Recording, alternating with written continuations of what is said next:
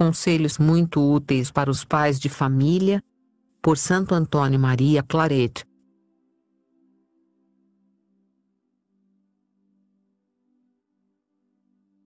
Introdução. Meu amado irmão em nosso Senhor Jesus Cristo, por seres casado e pai de família, chamas minha atenção mais do que qualquer outro homem, pois que, se cumpres bem os teus deveres, não somente serás feliz, como também farás felizes os teus filhos, e até os teus compatriotas participarão da tua felicidade. Mas, se, pelo contrário, não cumpres com as tuas obrigações, se és omisso e descuidado, serás desgraçado com tua família, e muito mais longe se estenderão as tuas desgraças. Assim é que São João Crisóstomo atribui a ruína e a perdição espiritual e temporal dos povos aos pais de família, por não cumprirem com os seus deveres. Por isso, do mesmo modo que um hortelão, agricultor, zeloso emprega todo sentido e todo cuidado na escolha dos melhores galhos para enxertá-los, a fim de que suas árvores com o tempo produzam frutos especiais e saborosos, assim eu procuro com esmero escolher os melhores conselhos para incuti-los no coração dos pais de família, a fim de que venham a produzir mais tarde preciosos frutos de santidade e de bons exemplos, que tomados pelos filhos, tornem-se estes bem educados e perfeitos imitadores das virtudes paternas, donde se forme uma sociedade verdadeiramente cristã, redundando tudo em proveito próprio e na maior glória de Deus, que é o meu principal intuito.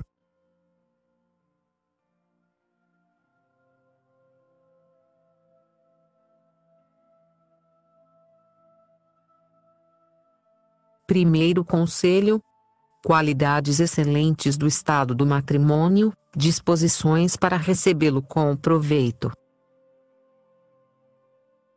É um erro, meu irmão, e até uma heresia condenada, dizer-se que o estado de matrimônio é mau. Não há dúvida que o de virgindade e continência é o mais perfeito, mas isto não impede que o de matrimônio seja santo, justo e perfeito no seu tanto, e que possam ser perfeitos, justos e santos aqueles que vivem nele com verdadeiro temor e amor de Deus, como na história se lê de muitos que no dito estado se têm santificado, cumprindo bem com suas obrigações. Este estado é santo por ser obra de Deus, pois ele o instituiu logo após ter criado nossos pais Adão e Eva em estado de inocência, confirmou depois do dilúvio, e na lei da graça o elevou a sacramento, fazendo dele um dos 7.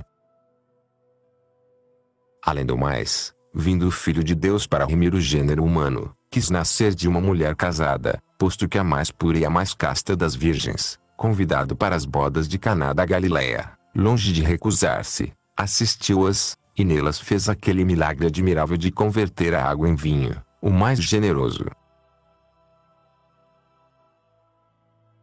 E não só é santificado este estado por sua instituição antiga e sua elevação a sacramento, senão também por sua significação, pois significa a união de Cristo com a Igreja, como disse o apóstolo São Paulo.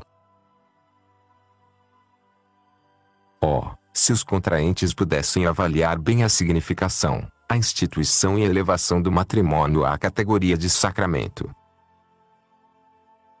de certo eles se preparariam melhor para recebê-lo, pois é sabido que os sacramentos dão a graça segundo as disposições de quem os recebe. Como se preparariam de antemão com uma boa confissão geral, pedindo ao Senhor perdão de todas as faltas da juventude.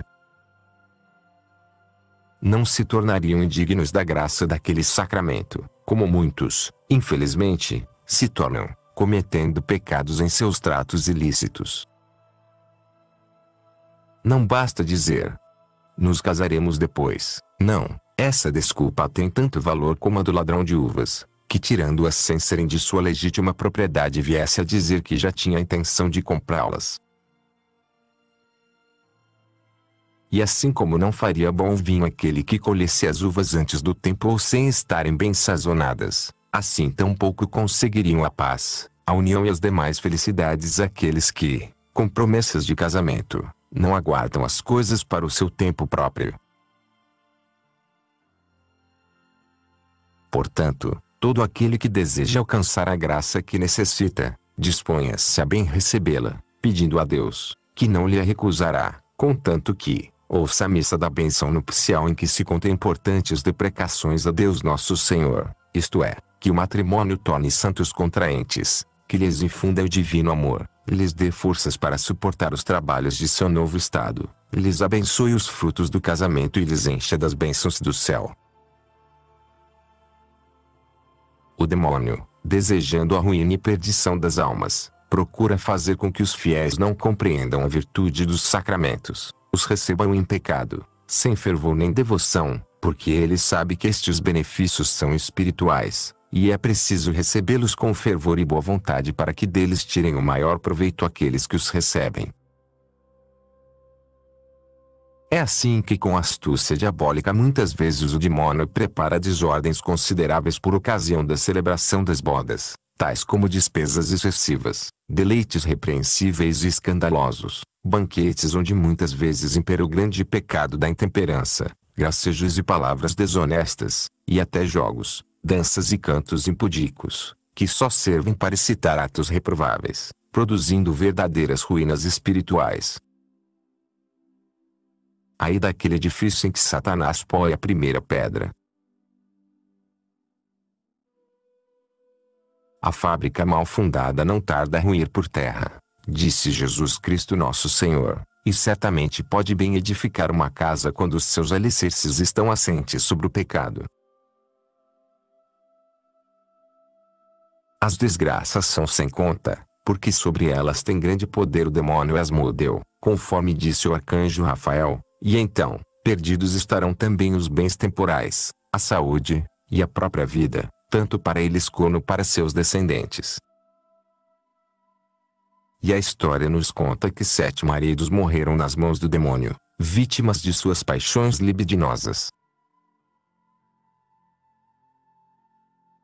Oxalá, que os recém-casados se recordassem daqueles santos jovens da lei antiga, Tobias e Sara, que na primeira noite de suas bodas diziam: não é justo que encetemos nossas relações sem consideração alguma, como os pagãos que ignoram a Deus. Façamos primeiramente uma oração à sua divina majestade, para que nos livre do demônio.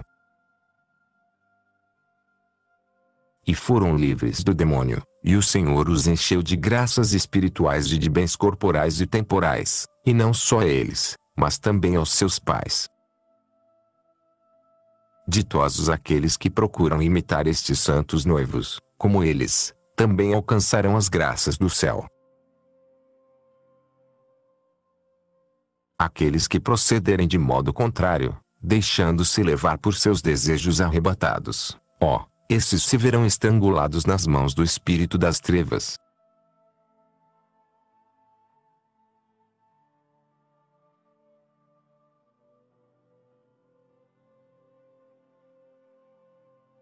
Segundo conselho, os bens do matrimônio.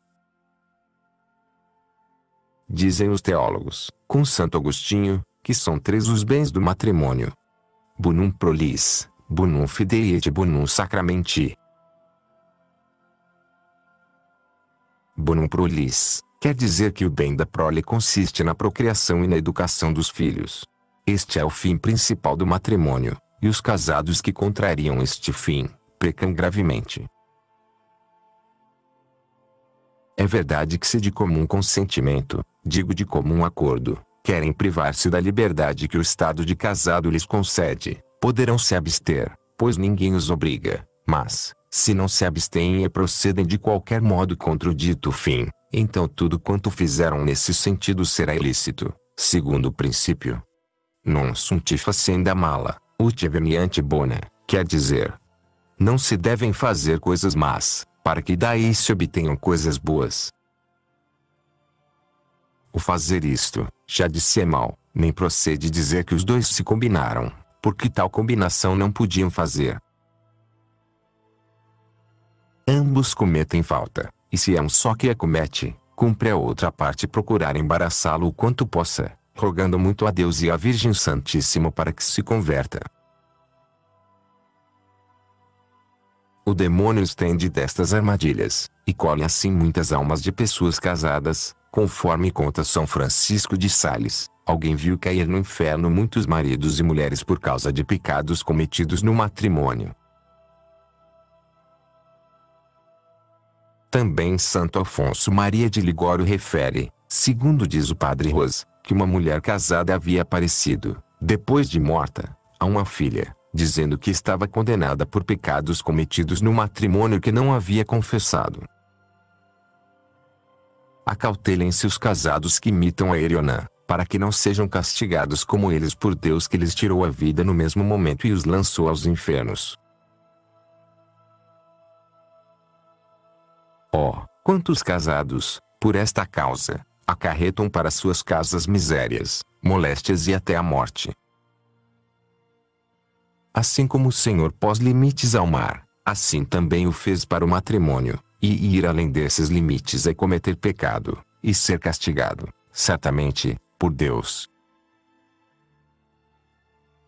Bonum fidei, quer dizer, os casados devem guardar fidelidade mutuamente sem faltar a ela por pensamentos, palavras e obras. Esta é a conduta que os cristãos devem observar e que com todo escrúpulo foi observada pelos primitivos fiéis, de modo que o grande Tertuliano em suas apologias, atirando em rosto aos gentios os seus vícios, lhes dizia: os cristãos casados não são como vós outros, uma vez casados não pensam em outra pessoa do mundo. Christianus uxori sui soli masculus nascitur. Mas no dia de hoje, quão mudados estão os cristãos! Quando vemos casados cometerem os mais horríveis adultérios, desprezando todas as leis, sem deterem-se diante do próprio renome, a honra, riquezas e a saúde, atropelando tudo como se fossem feras, abandonando esposa e filhos e submergindo-se em uma guerra doméstica profunda. Acontece muitas vezes que tem mulheres formosas, das quais são indignos, dotadas de encantos naturais e sobrenaturais e vão se enxafurdar na imundície, como disse Jeremias. Que nutrebantur incroceis, amplexatis suntis tecora, ou segundo São Pedro, como porcos e outros animais imundos estão se refocilando na imundícia da estrada, como o Espírito Santo chamou a mulher prostituta. Oh, que pecado é o adultério! Deus Nosso Senhor no Gênesis o chama pecado grande, pela boca de Oséias disse que é um pecado profundo, e pela boca de Jó classificou como a máxima iniquidade. E que castigo não merecerá semelhante pecado? Se Deus infligiu extraordinários castigos a Faraó, o pagão, por haver desejado a mulher de Abraão, que castigo não infligirá ao cristão adúltero?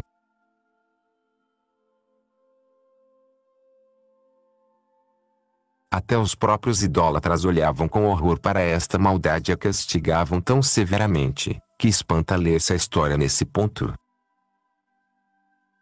Dela consta que alguns povos cortavam a cabeça tanto do adúltero, como da adúltera, os árabes por exemplo. Os antigos judeus os queimavam vivos, e mais tarde, por Moisés, Deus determinou que fossem apedrejados. Os partos a ninguém tratavam com tanto rigor como aos adúlteros. No antigo Egito o rei Sesostris II também os fazia queimar vivos, e na Germânia tal era a severidade do castigo de adultério que dificilmente se descobria um delito dessa ordem. Coisa estranha. Nações bárbaras e indisciplinadas castigam desse modo os adúlteros, entretanto que hoje, gente sábia, séria, cristã e que faz alarde de virtudes, olha sem horror para este monstruoso crime e não é castigada apesar de cometê-lo por vezes. Será porque faltam leis e tribunais? Não, bem que temos tribunais e leis. O delito é tão grande que Deus por si mesmo o quer julgar, como disse o apóstolo São Paulo. Adúltero judicabit Deus, e o castigo será temporal e eterno, como se lê em diversos trechos da Escritura Sagrada. Portanto, é preciso repelir imediatamente as primeiras ameaças da tentação, e ter bem presente o seguinte conselho de São João Crisóstomo: ó, maridos, se algum